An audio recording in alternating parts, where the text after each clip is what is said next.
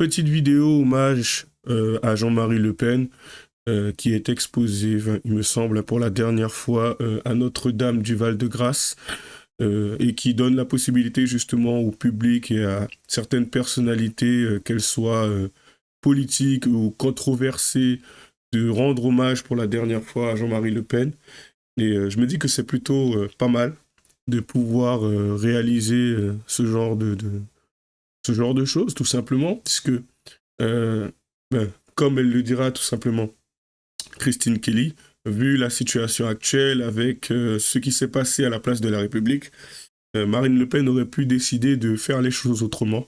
Et pourtant, elle a quand même, je pense que c'est aussi une façon de rendre hommage à son père, qui en fin de compte était quelqu'un qui, je sais pas si vous voyez la chose à peu près comme moi, mais qui était en soi assez libre. Et du coup, je me dis que en soi, ce n'est pas une mauvaise idée. J'aurais bien aimé m'y rendre, mais l'idiot que je suis s'est endormi. Donc tu vois, du coup, je me réveille que maintenant. Parce que je me suis levé dans la nuit, enfin bref. Et du coup, je pense que est le meilleur moyen de lui rendre hommage. Bon, on va voir tout cela ensemble. À tout de suite.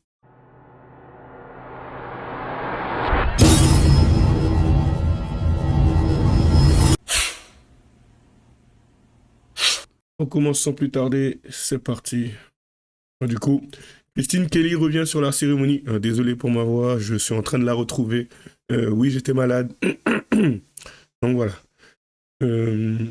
Alors, sur la cérémonie d'hommage à Jean-Marie Le Pen, j'espère que ce sera l'hommage de la décence après l'indécence. Je regrette qu'on soit obligé de mobiliser des forces de l'ordre. Voilà la France de 2025. Et c'est parti. Déjà, j'espère que ça sera l'hommage de la décence après l'indécence place de la République. Aujourd'hui, comme l'a dit Rachida Kaout, c'est le jour du deuil, de l'hommage. Et je pense que tout homme, quel qu'il soit, mérite à ce moment-là une certaine dignité. Je regrette toutes ces forces de l'ordre qui sont présentes. Je regrette le fait qu'on sait qu'il y a des menaces. Vous regrettez qu'on soit obligé de mobiliser des forces de l'ordre. On soit obligé de mobiliser des forces de l'ordre, qu'il y ait des menaces, que l'on puisse craindre des débordements. Voilà la France de 2025, en plein hommage d'un homme politique, qu'on l'ait aimé ou pas, qu'on ait aimé ses œuvres ou pas, qu'on puisse pouvoir se dire que quelqu'un ou certains pourraient peut-être venir perturber cet hommage. Je remarque le courage de Marine Le Pen de vouloir rendre hommage à son père de façon publique. Oui, je suis tout à fait d'accord avec vous. C'est courageux. C'est-à-dire, après ce qui s'est passé, elle aurait pu se contenter de la Trinité-sur-Mer. Et elle s'est dit, à mon avis, non, je veux lui rendre cet hommage. C'est respectable aussi par rapport à une fille par rapport à son père. Et franchement, qu'est-ce qu'on peut lui dire de plus? Du coup, on va regarder quelques personnalités, plutôt, voir quelques personnalités arriver. Donc normalement, je crois, il est 14h22. Je pense que c'est déjà fini. La majorité des personnes sont, je pense, devant l'église en train de discuter ou de parler de Jean-Marie Le Pen. Mais bon, les députés RN dont Julien Audoul arrivent à l'église. Ah, alors, la cérémonie pour Jean-Marie Le Pen débute à 11h.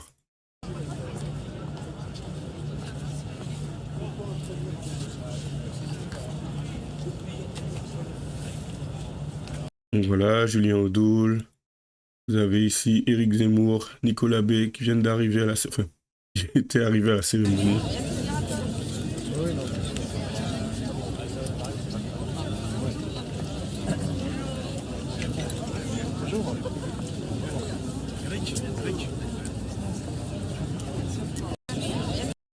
Ça fait plaisir de voir les droites réunies. Ça fait plaisir, bien sûr, surtout dans ce genre de situation. Jordan Bardella.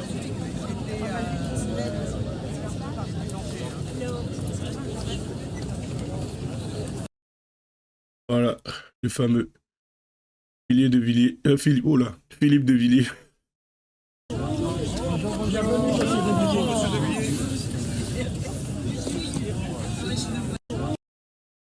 Un air très sérieux pour à peu près tout le monde, je dirais. Et bien sûr, Marine Le Pen et Marion Maréchal.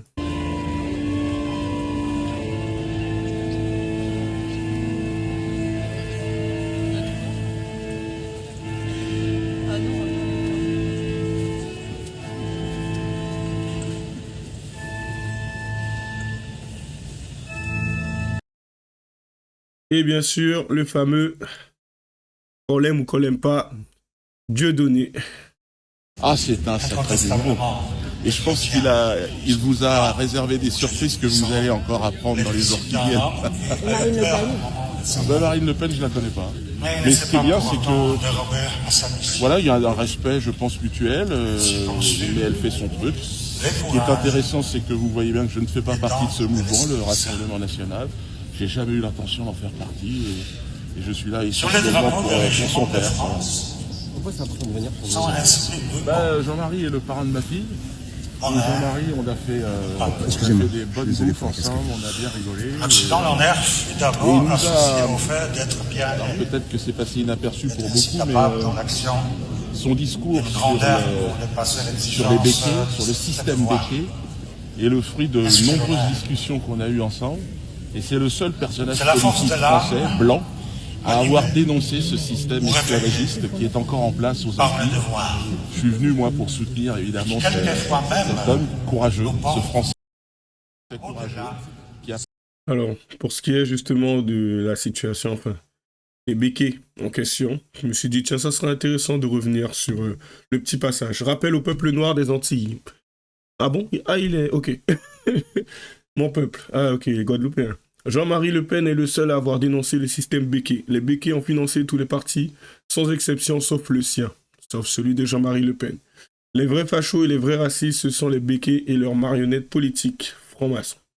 Allez, c'est parti. Mon coup de cœur, c'est l'anthologie poétique d'Aimé Césaire. Alors Aimé Césaire, il a été député communiste, c'est un noir des Antilles. Comment M. Le Pen peut-il aimer la poésie d'Aimé Césaire? Eh bien voilà, je pense que la poésie transcende la politique et que, étant un homme libre, je crois pouvoir choisir mes dilections où elles se trouvent. Et par conséquent, c'est ce livre qui est d'ailleurs édité, je vous signale, à l'Imprimerie nationale. Édition de l'Imprimerie nationale, c'est lui que j'ai choisi et si vous permettez, je vous dirai quelques vers. Parce que Césaire est un grand poète dont je m'étonne qu'il ne soit pas à l'Académie française, je vous le dis très franchement. Mais c'est vrai qu'on sait tellement peu de choses de nos territoires et départements d'outre-mer que, par exemple, très peu de gens savent que la Martinique appartient encore foncièrement, en parlant du foncier, pratiquement totalement au béquet. Personne ne sait cela. En 200 ans, depuis la Révolution, cela n'a subi aucun changement. Or, je pense qu'un homme comme Césaire a sa place à l'Académie française. Il a 93 ans. Je pense qu'il n'est jamais trop tard pour bien faire et qu'on devrait le faire. Alors, donc les académiciens je vous sont lis un petit poème qui s'appelle Épacte.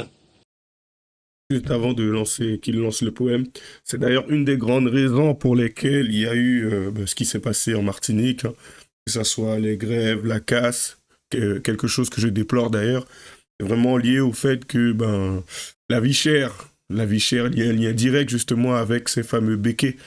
Et c'est une des raisons pour lesquelles le peuple antillais, même guyanais, j'ai envie de dire, se plaint, puisque pour ceux qui ont déjà eu l'occasion de le constater, à partir du moment où vous partez en Guyane, où vous allez peut-être en Martinique, en Guadeloupe, vous verrez que les prix sont totalement différents. C'est une des raisons pour lesquelles, comme j'en discutais hier avec quelqu'un, cela m'a toujours fait rire de voir certaines personnes se plaindre des prix, que ce soit dans les centres commerciaux ou autres, ou les hypermarchés, ou dans les galeries marchandes. Ça m'a toujours fait rire, puisque en fin de compte, en Guyane, ce n'est pas du tout représentatif de ce que j'ai connu.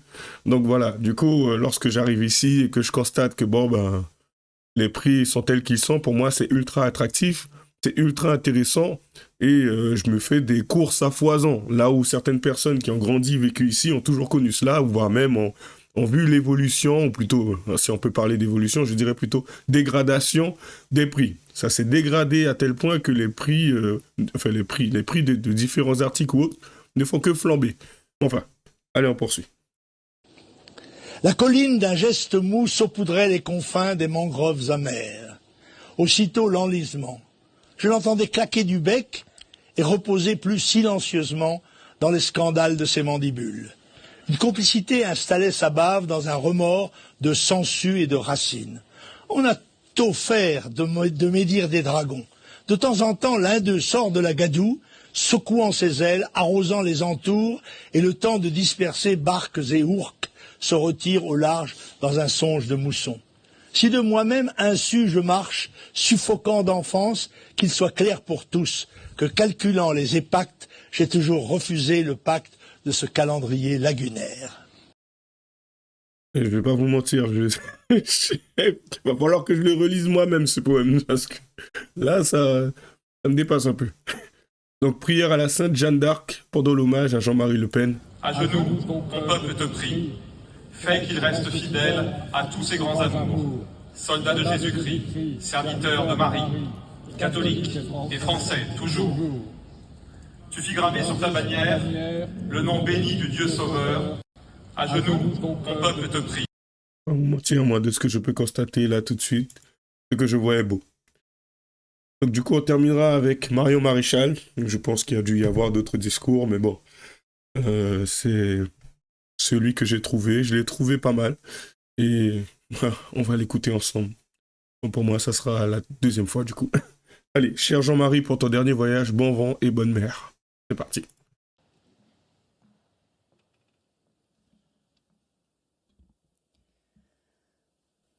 Cher Daddy, cher Jean-Marie, tu es mort un 7 janvier.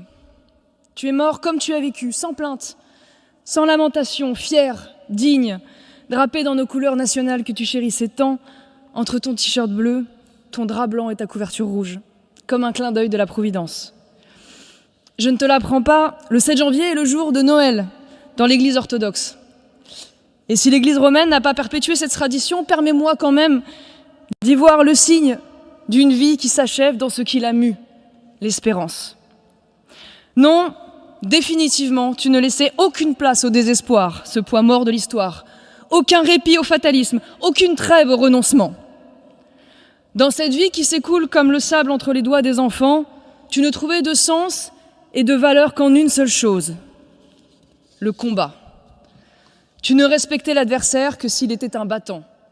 Et tu t'inclinais bien davantage devant le plus petit des soldats que devant le plus puissant des planqués.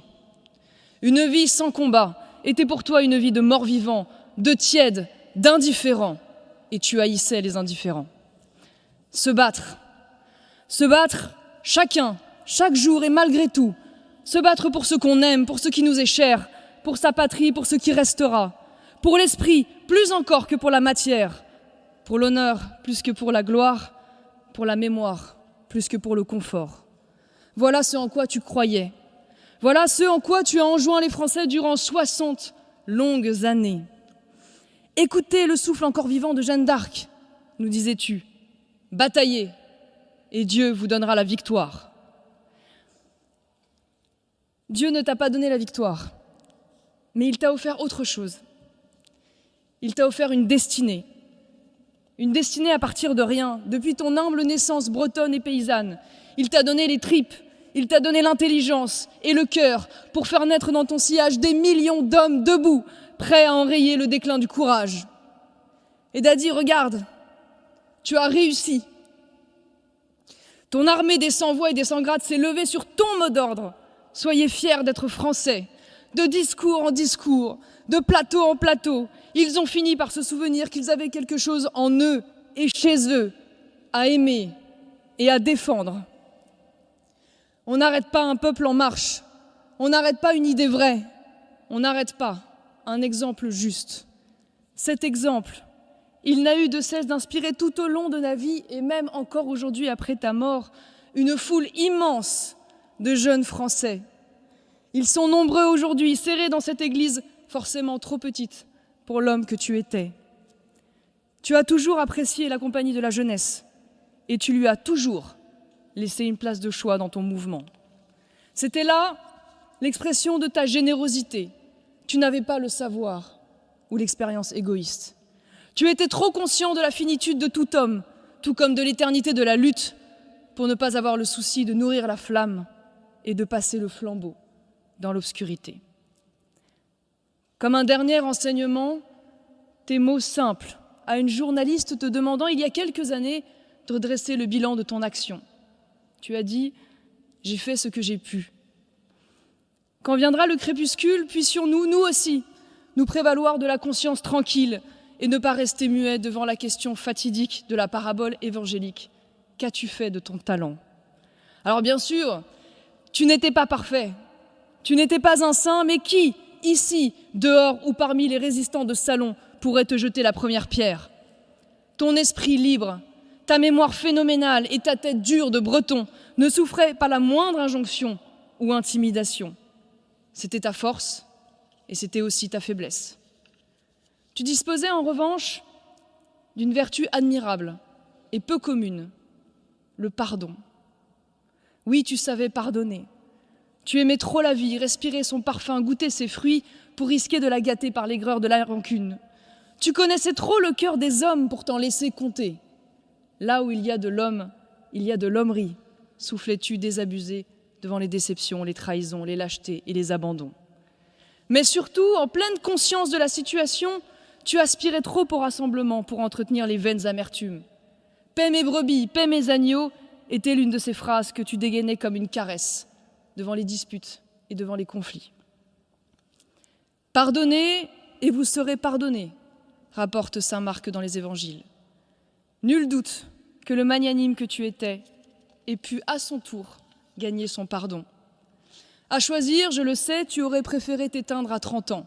L'âge pour mourir en héros, aimais-tu répéter, ou bien trépasser sur scène comme Molière. Finalement, tu succomberas en vénérable patriarche. Acta est fabula, mais la pièce n'est pas encore tout à fait jouée. Tu vois tous ces médiocres et ces infâmes danser sur ta tombe, et tu t'en amuses, c'est certain. Je sais que de là-haut tu leur réponds, tel Cyrano de Bergerac, dans une ultime bravade. Oui, vous m'arrachez tout, le laurier et la rose. Arrachez, il y a malgré vous quelque chose que j'emporte. Et ce soir, quand j'entrerai chez Dieu, mon salut balayera largement le seuil bleu. Quelque chose que sans un pli, sans une tache, j'emporte malgré vous, et c'est mon panache. Cher Jean-Marie, pour ton dernier voyage, bon vent et bonne mer.